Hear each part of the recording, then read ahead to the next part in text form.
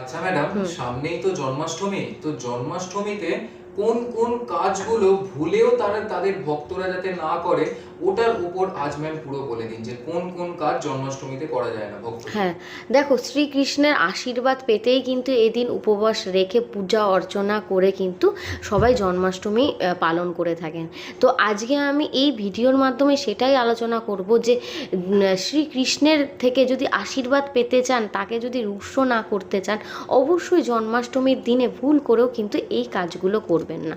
প্রথমেই বলে রাখি হচ্ছে জন্মাষ্টমীতে পুজো শুরু হবার আগে বা শেষ হবার আগে কিন্তু কিছু কিন্তু খাওয়া যাবে না। এমনকি এটাও বলা হয় শাস্ত্রে যে 1 কাপ চা খেলেও নাকি পুজোয় বসা যায় না। যদি কেউ ভুল করে খেয়েও ফেলেন, পুজোয় বসার আগে কিন্তু অবশ্যই ভালো করে নিজেকে পরিষ্কার পরিচ্ছন্ন করেই কিন্তু পুজো করতে হয়।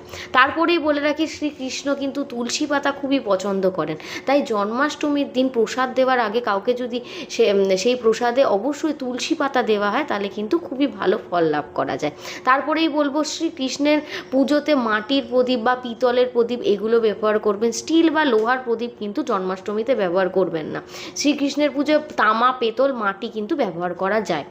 তারপরেই বলবো কৃষ্ণের পুজোয় যে ফুল ব্যবহার করা হয়েছে তা যেন অবশ্যই টাটকা হয়ে থাকে। বাসি ফুল কিন্তু একদমই শ্রীকৃষ্ণকে একদমই অর্পণ করবেন না। তারপরেই বলে রাখি এই যে জন্মাষ্টমীতে আমি পুজো করার আগে যে খাবারের কথা বললাম, সেটা কিন্তু অবশ্যই মন দিয়ে ভালোভাবে ফলো করে কিন্তু কাজটা করবেন, পুজোটা করবেন। কারণ সবাই তো শ্রীকৃষ্ণের কাছ থেকে আশীর্বাদই পেতে চান।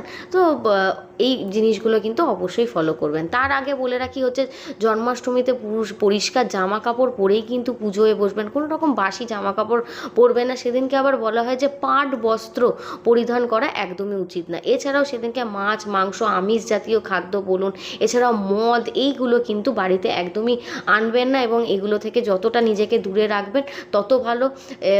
আপনারা যদি পারেন জন্মাষ্টমীর দিন কোনো দরিদ্র গরিব ভিক্ষুকে আপনারা খাবার বলুন, প্রসাদ বলুন, এছাড়াও কোনো বস্ত্র যদি আপনারা চান, আপনারা কিন্তু দান করতে পারেন। এগুলো করলে কিন্তু জন্মাষ্টমীতে শ্রীকৃষ্ণের আশীর্বাদই লাভ হয় এবং শ্রীকৃষ্ণ কিন্তু খুবই প্রসন্ন হয়।